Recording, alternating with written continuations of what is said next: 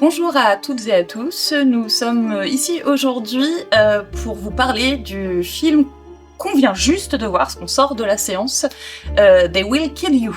Je vais laisser Léo vous présenter un petit peu le film et puis après on va vous donner notre avis en essayant de pas trop spoiler. Alors donc c'est le troisième film du réalisateur russe Kirill Sokolov. Il a pas mal tourné en festival en 2019 avec le film Why Don't You Just Die. Why Don't You Just Die, Die. exactement, qui avait plutôt bien marché. Et donc là c'est son premier film en langue anglaise, si j'ai bien compris. Au casting, on retrouve Zazie Beetz qui est vraiment extraordinaire, sa petite sœur qui est jouée par Miala Herold, et on retrouve aussi Patricia Arquette, qu'on aime beaucoup, et le retour de Tom Felton.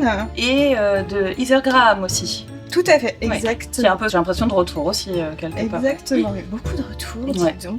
C'est un peu la base du film. Beaucoup de retours. Des revivals comme ça. C'est vrai, beaucoup de références aussi, mais on y vient. C'est donc une comédie horrifique, à l'humour un peu noir, gentillet, et surtout un film d'action, on va pas se mentir, où on suit cette jeune femme qui va dans un hôtel Art Nouveau, se fait passer pour une jeune femme qui veut être gouvernante, grosso modo, enfin femme à tout faire, et en fait, derrière tout ça, son but premier, c'est d'aller récupérer sa sœur qui est disparue dans cet hôtel. Elle usurpe l'identité en fait de la vraie personne qui devait se rendre sur place, et quand elle arrive sur place bien déterminée et tout, elle tombe sur quelque chose où elle s'y attendait pas du tout, et ça a l'air de dépasser clairement l'entendement, quoi. Des gens riches. Ah là là, oui, Merde. c'est très Hit the Rich.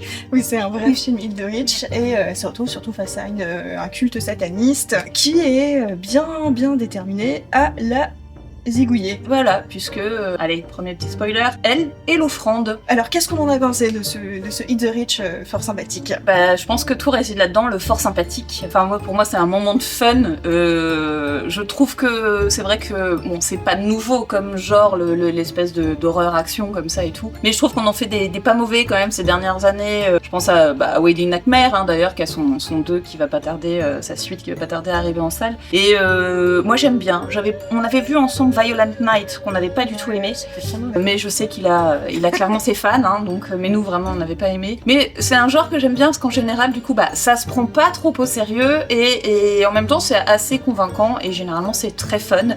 Et clairement, là, on est dimanche début d'après-midi, c'est un peu le truc idéal à voir, voilà, sans complexe. Vous posez un peu votre cerveau à l'entrée et puis on y va. Je trouve que c'est très rythmé, c'est plutôt bien shooté. Il y a pas mal de très bonnes idées de mise en scène, des choses qu'on voit pas forcément non plus tout le temps. C'est un peu faible pour moi niveau cascade et effectivement dans certains trucs d'écriture, on peut voir des facilités scénaristiques, ça c'est clair. Mais franchement, déjà, Zazie Beetz, c'est ça? Ouais. Elle est extraordinaire, généreuse à souhait, hyper impliquée.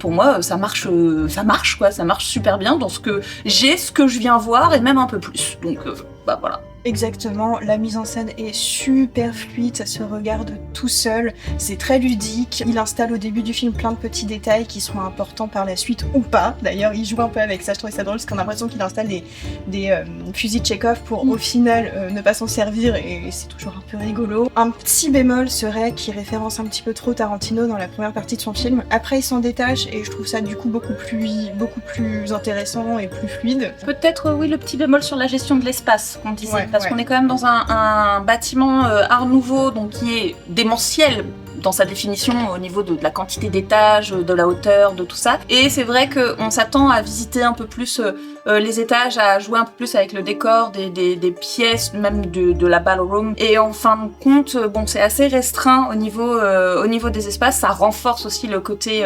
claustrophobe et enfermement, hein, clairement.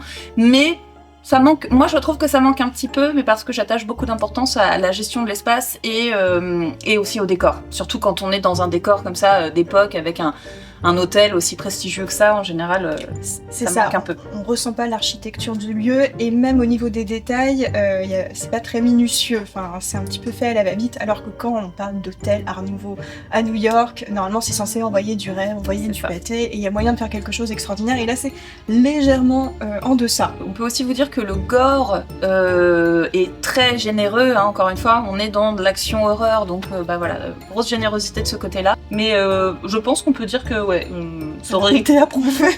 Exactement. Réalisateur russe très prometteur. Ouais, et à suivre. Allez-y avec des copains. Et actrice vraiment à suivre aussi.